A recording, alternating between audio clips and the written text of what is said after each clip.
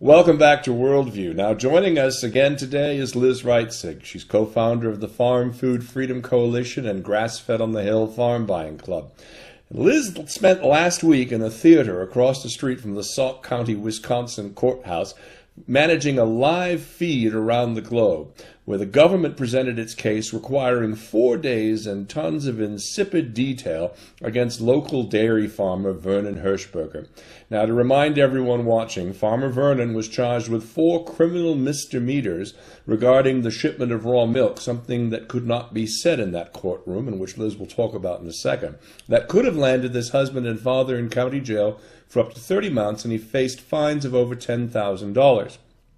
Now, the Justice Department and the Wisconsin Department of Agricultural Trade and Consumer Protection targeted Herschberger for supplying a private buying club with fresh milk and other products.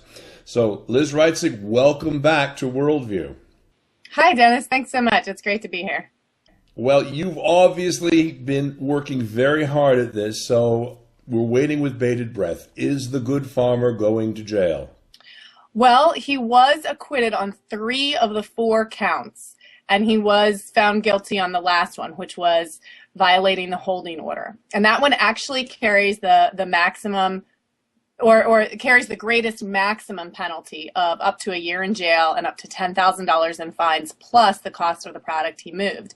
However, Vernon is not concerned about it. His attorneys are not concerned about it. We won a huge victory in the other 3 counts being not guilty, because those are the ones that kind of set the precedent. You know, those are the ones that he's not guilty of, so he can continue operating his farm as he was. And the violating the holding order, that was a one-time deal. Those are the maximum penalties. Nobody thinks he's going to get anywhere near that kind of sentence. So we're all just thrilled with the outcome.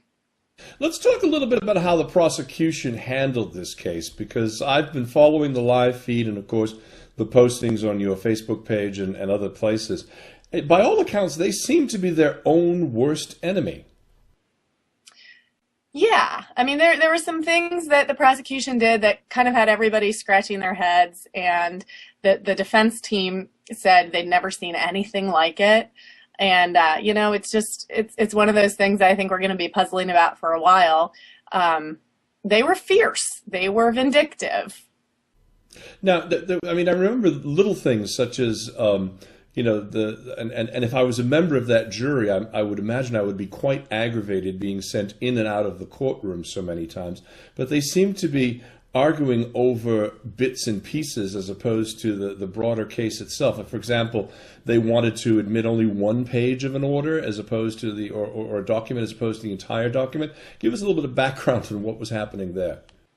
Well, the prosecution didn't want to get into the argument of whether or not raw milk is a safe product or a healthy product or anything about the product that they had criminalized Vernon for selling.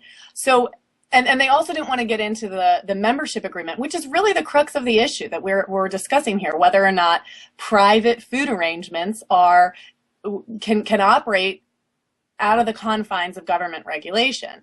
So they didn't want to bring up the membership agreements. And so every time a piece of evidence, a piece of paper talked about raw milk or talked about membership contract or anything like that, they wanted that part out of the evidence. Strange. And now you say that he violated a holding order. It would probably be a good idea to explain to those of us who aren't familiar with farming or any sorts of this, what a holding order is and what it's designed to do and what it is that Vernon's been found guilty of actually doing. Well, so when the Department of Agriculture, Trade and Consumer Protection, DATCAP, when they came onto his farm in June of 2010, they saw products there that were not under their regulation, basically. And so they taped shut his freezers and said none of this product can be moved, none of it can be sold, none of it can be used for human consumption. And some of that food belonged to Vernon and his family, and the rest of it belonged to people who were members of the farm. It already belonged to people. It wasn't a for sale product. It was their property already. And so Vernon, he prayed about it and he thought about it and decided that he could not allow all that good food to go to waste and watch the families who were dependent on it go hungry, or maybe some of the children not get the food they needed for their health. And so he chose to violate that holding order. He cut the tape and he distributed the food, including providing some of it to his own family. And so that was the charge. But to be clear, he didn't sell any of that product on the open market. It was just for people who'd already paid for it? That's right. It was for his members, the members of the farm, those who had signed contracts and were engaged in the farm activity. Okay. We're talking with Liz Reitzig. She's co-founder of the Farm Food Freedom Coalition here on Worldview with Denis Campbell. Now, one of the aspects of this trial was the way in which members of the local farming community came out to support what was being done by Vernon and to support him during the trial. That's right. And it was beyond just the local farming community. Vernon had farmers from all over the country out there in support of him, in support of the stand he was taking, and in support of the whole movement. It was beautiful to witness. And many of these farmers that came out are farmers who have also faced prosecution in their own states. And it was just incredible to see them come together and see the solidarity they created with each other, because so often the farmers feel isolated. They get picked on, they get prosecuted or targeted or raided, and they just feel isolated and kind of paralyzed. But seeing them come together, it was watching them all get renewed strength in what they're doing. Great. Now, we've talked about this as a potential test case against the larger food industry and government seeming overreach. I mean, the Department of Justice, you would think, has many more issues to worry about right now than whether or not a farmer is selling raw milk. Talk a little bit about the overreach and what that means, and how this case has now set a possible precedent and test case for the cause going forward. Well, the bigger picture is really, can people interact in peace and in mutual agreement to secure their own food? And what this case showed is that the answer is yes, we can. Government does not have the authority to intrude on those private interactions. And the precedent it's set really is that peaceful people don't need government permission to engage in normal, natural human behavior. And I think what's so wonderful about that is that it can reach a lot further than just contracting for food. Think about all the things right now that are peaceful human behaviors that currently need government permission for people not to get aggressed against.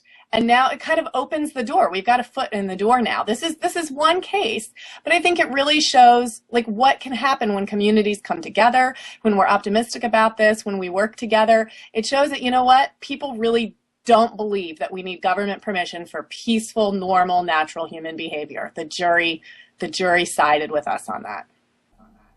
Well, it's absolutely fabulous news for your side, and congratulations on I know was a hard-fought battle. We've been following this for the last 3 or 4 weeks ourselves here, and congratulations to you and to the entire team, because I know it took a huge effort there.